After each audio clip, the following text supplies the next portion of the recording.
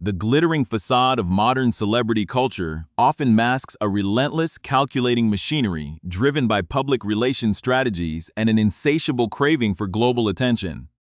In the high-stakes arena of public perception, prestige is frequently treated as a commodity to be pursued rather than an honor to be earned, leaving audiences to wonder where genuine merit ends and manufactured influence begins. This underlying tension serves as the backdrop for a fascinating and highly debated series of events that unfolded across the global media landscape over the course of just a few days, capturing the fascination of millions worldwide. To stay updated on these rapidly unfolding stories, and to dive deeper into the hidden strategies behind global celebrity dynamics, consider taking a moment to subscribe to our channel and joining our growing community of media analysts. The unfolding narrative involves an intricate dance between prestigious legacy media institutions and public figures who have masterfully learned to navigate the modern attention economy to maintain their relevance on the world stage. It is a story marked by unexpected accolades, strategic media placements, and a sudden, highly synchronized burst of activity that has sent commentators and public relations experts into overdrive trying to decode the underlying intentions. At the center of this whirlwind is a series of promotional triumphs and curious countermoves that raise fundamental questions about authenticity in the digital age, where every image and headline is meticulously weighed for its impact. What began as a surprising announcement by an iconic American publication quickly spiraled into a multi-layered media saga, exposing the subtle rivalries and psychological undercurrents that define the public personas of modern global figures. Observers who tracked these developments closely were left amazed by the sheer timing of these events, noting how seamlessly one major headline was immediately met with a calculated response designed to redirect the spotlight. The global audience, accustomed to highly polished representations of public figures, found themselves parsing through unexpected imagery and analyzing the hidden motivations of personalities who refuse to be sidelined. As the media landscape continues to evolve, the line between genuine achievement and orchestrated public relations campaigns becomes increasingly blurred, setting the stage for an intense examination of how influence is manufactured. This specific instance highlights a broader cultural phenomenon where awards, lists, and social media distributions are weaponized in a continuous battle for public affection and journalistic column inches. The sheer velocity with which these media's narratives shifted over 48 hours illustrates the volatile nature of contemporary stardom, where a moment of solitary triumph can be instantly eclipsed by a rival publicity campaign. It invites a closer look at the mechanisms of fame, the fragility of institutional credibility, and the lengths to which individuals will go to ensure they remain the absolute focal point of international conversation. This fascinating interplay between legacy print, media accolades, and modern digital content distribution forms the bedrock of a complex media puzzle that continues to dominate discussions across television networks and digital platforms alike. As we unpack the layers of this extraordinary saga, the intricate choreography of modern public relations becomes undeniably apparent, revealing a world where nothing happens by accident and every move is part of a larger playbook. The atmosphere surrounding these events grew increasingly tense as media commentators began to notice a pattern of behavior that suggests a continuous, unspoken competition for validation and public dominance. It is within this highly charged environment of media management and calculated visibility that our narrative begins to take shape, illustrating the profound shifts in how celebrity influence is projected and perceived. The story deepens as we analyze the reactions of the public and the critical insights of industry insiders who have spent years studying the behavioral patterns of those who exist within the highest echelons of global visibility. By examining the timing, the presentation, and the ultimate reception of these recent developments, we gain a rare glimpse into the highly strategic world of image cultivation and the perpetual search for cultural relevance. The unfolding drama serves as a powerful reminder of how modern icons utilize every available tool, from prestigious print nominations to seemingly spontaneous digital photo galleries, to control their narrative. It is a captivating chronicle of ambition, public perception, and the unending pursuit of the spotlight, setting the stage for a detailed revelation of the specific events that triggered this latest international media frenzy. The media storm officially broke when Time magazine released its highly anticipated list of the 100 most influential people in sport, sending shockwaves through the commentary community by including Prince Harry, the Duke of Sussex. While the Invictus Games, which he founded to support wounded, injured, and sick military veterans, have universally been praised as a highly laudable and noble endeavor. Many sports analysts questioned whether this achievement truly warranted a spot alongside the world's elite athletes and sporting executives. Critics immediately pointed out that the Invictus Games, despite their incredible emotional and philanthropic value, do not operate on the same global scale as massive sporting spectacles like the FIFA World Cup or the Formula One World Championship, making his inclusion feel completely undeserved to many observers. This latest accolade was quickly compared by media skeptics to previous instances where the Duke received highly prestigious awards that sparked intense public debate, such as the legendary aviation honor presented to him by John Travolta, despite his incomplete helicopter pilot qualifications. Furthermore, commentators drew strong parallels to his receipt of the Pat Tillman Award for Service at the ESPN ceremony, an honor that was accepted despite the publicly voiced objections of Pat Tillman's own mother, who believed there were far more fitting, unsung heroes deserving of the recognition. These recurring controversies suggest a well-established pattern within the Sussex public relations playbook, which consistently relies on securing high-profile trophies and magazine covers to garner positive international headlines and construct an aura of global influence. This deep-seated relationship with Time magazine is certainly not new, stretching back to the earliest days of their departure from the British royal family, when the couple famously appeared together on the publication's cover as part of its most influential people list. That specific cover image became an instant cultural sensation. Widely mocked on social media for its unusual staging, where Meghan Markle stood prominently in the foreground with voluminous hair, while Prince Harry peered out from behind her shoulder, prompting endless jokes that he resembled a highly attentive personal hairdresser rather than a royal peer. This theme of thinning hair and carefully managed appearances has remained a sensitive point of discussion, adding a layer of superficial vulnerability to an otherwise highly polished and tightly controlled public image. Beyond print covers, the strategic alliance with the publication has seen the Duchess of Sussex actively participate in multiple high-profile conferences, positioning herself as an expert female entrepreneur to lecture audiences on business strategies and corporate vision. However, these calculated appearances have increasingly jeopardized the institutional credibility of legacy media brands, with critics openly questioning why such prestigious platforms continue to elevate a couple that many believe has delivered little to no tangible value or authentic contribution to the actual world of global philanthropy. The embarrassment deepened for many royal watchers as they observed the Duke happily and uncritical, accepting these accolades, completely unbothered by the growing consensus that he remains far from a dominant force in the sports industry, let alone within his own domestic sphere. The triumph of this rare moment of positive publicity for Harry was short-lived, however, as it reportedly triggered an immediate and highly competitive reaction from within his own household, demonstrating the intense internal dynamics of the couple's media operations. Almost immediately after the Time magazine announcement hit the wires, within an obscenely short window of time designed to completely hijack the news cycle,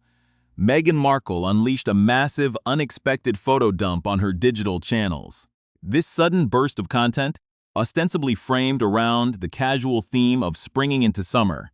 showcased a series of bizarre, highly unconventional photographs that left television hosts and royal experts completely bewildered by their sheer lack of traditional dignity. In stark contrast to the immaculate, highly dignified imagery the public has come to expect from senior members of the royal family, such as the Princess of Wales, these pictures veered into surprisingly intimate and unedifying territory. Viewers were treated to tight, oddly cropped close-ups that focused squarely on the Duchess's chest and midsection, displaying a casual denim outfit often referred to as a Canadian tuxedo, a stylistic choice that many deemed entirely inappropriate for someone who strictly insists on retaining her formal royal title.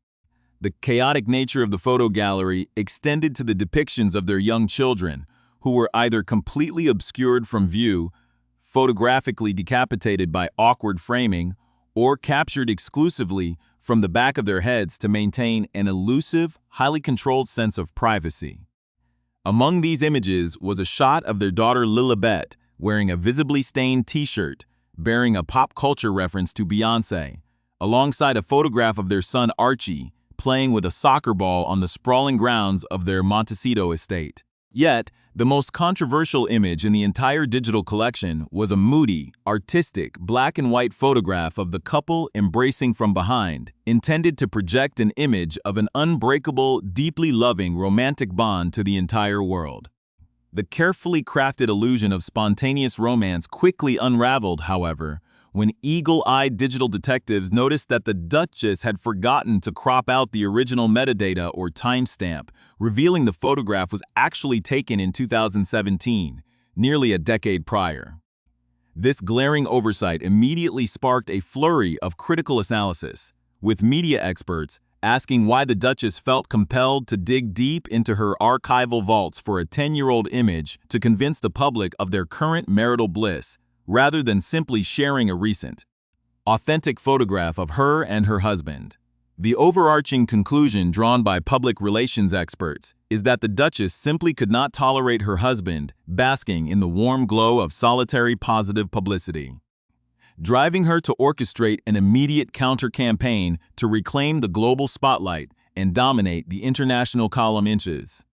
This deliberate maneuver proved highly effective in its execution, ensuring that the global media conversation instantly shifted away from Prince Harry's sporting accolade and entirely toward the analysis of her highly eccentric, disarmingly weird social media presentation. Drawing on professional insights from media managers who have historically handled celebrity social media channels and ghost blogging platforms, the mechanics behind this specific content distribution become glaringly obvious to seasoned industry professionals. The calculated informality of the photo dump closely mimics the digital strategies employed by much younger, highly relevant pop stars like Olivia Rodrigo, who frequently utilize unpolished, low-resolution carousels to foster an illusion of intimacy and accessibility with their massive, youthful fan bases. By intentionally presenting images of a messy child's shirt and casual, imperfect framing, the Duchess is desperately attempting to counter years of intense criticism regarding her overwhelming perfectionism and highly manicured public persona. For years, the public has mocked her overly curated lifestyle aesthetic,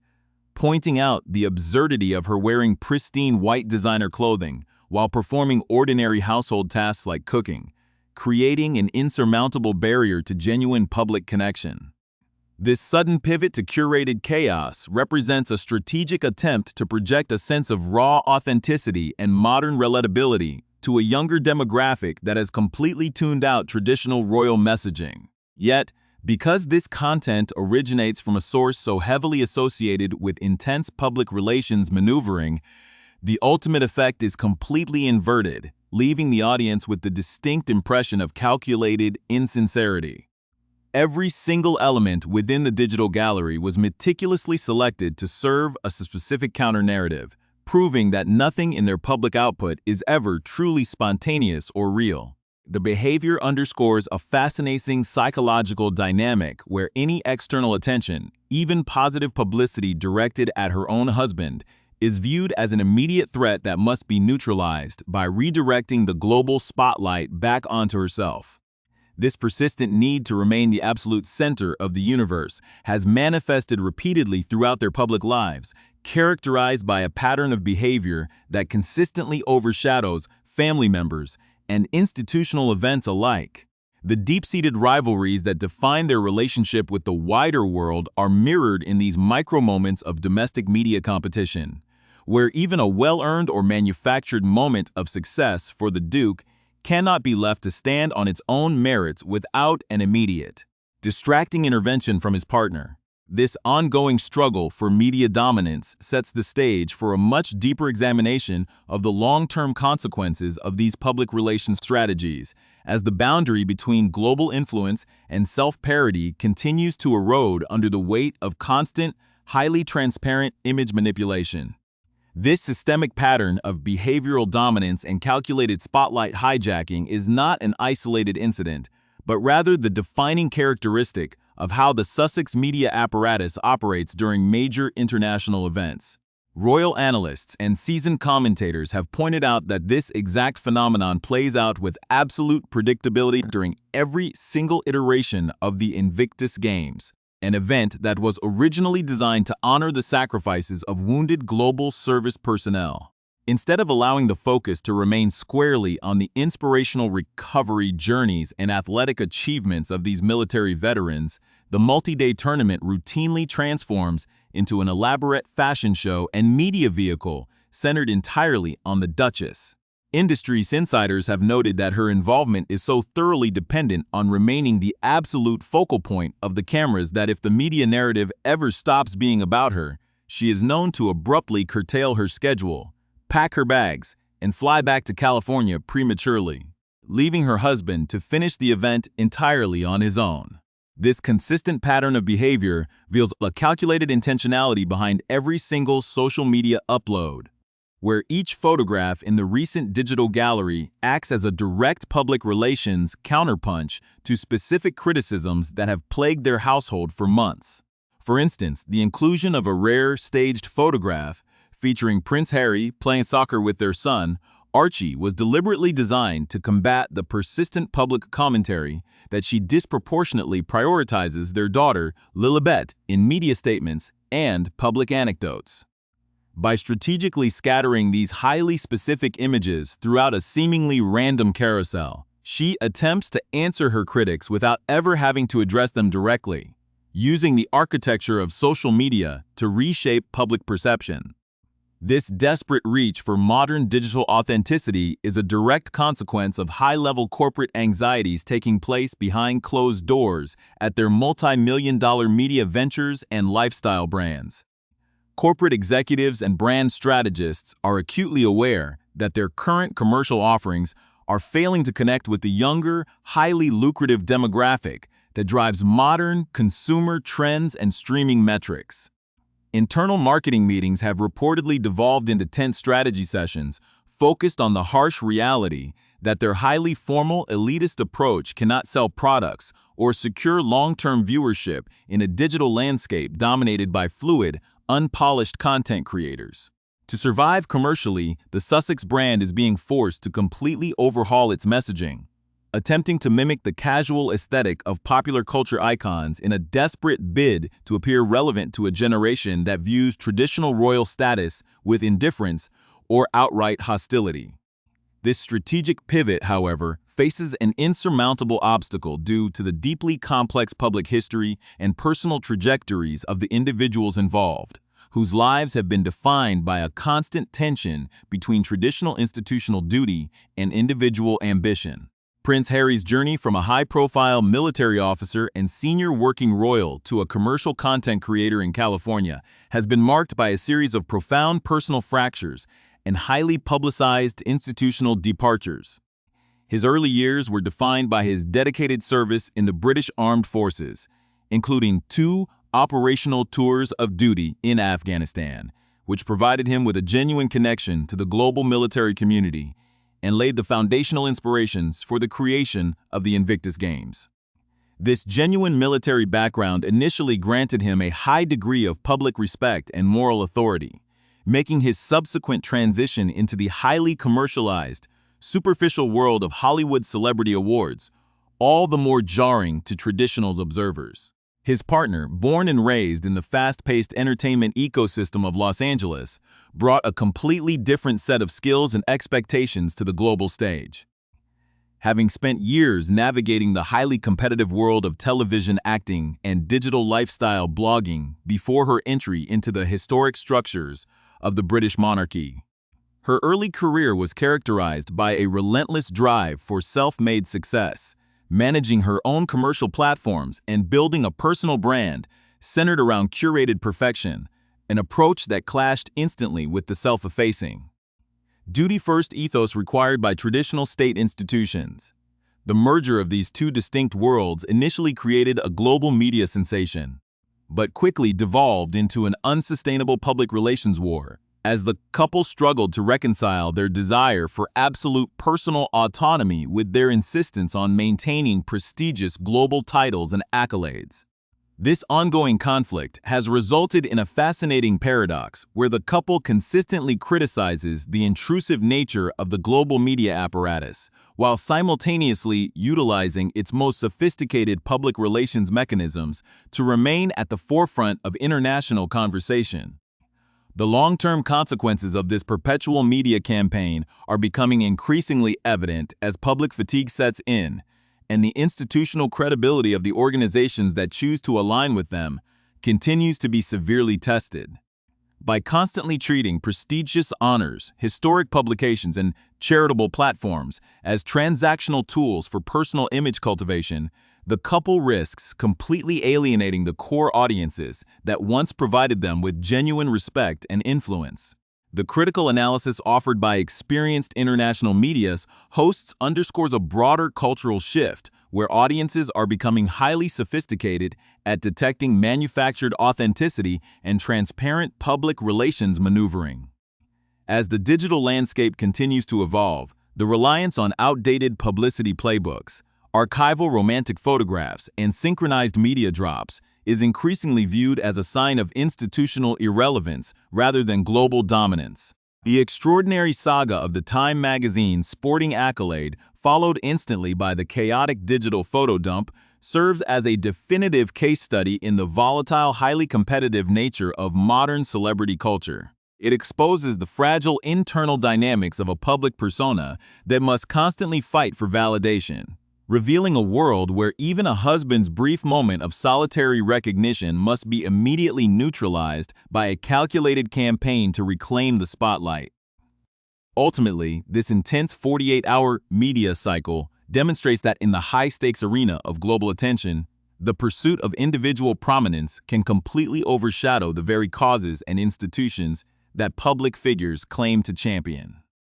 As the dust settles on this latest international media frenzy, the global audience is left with a clearer understanding of the hidden strategies, corporate anxieties, and personal rivalries that drive the public output of these highly visible personalities. The story serves as a powerful reminder that behind every seemingly spontaneous digital image and every prestigious print headline lies a complex, highly coordinated machinery dedicated entirely to the preservation of fame and the ongoing battle for cultural relevance on the world stage.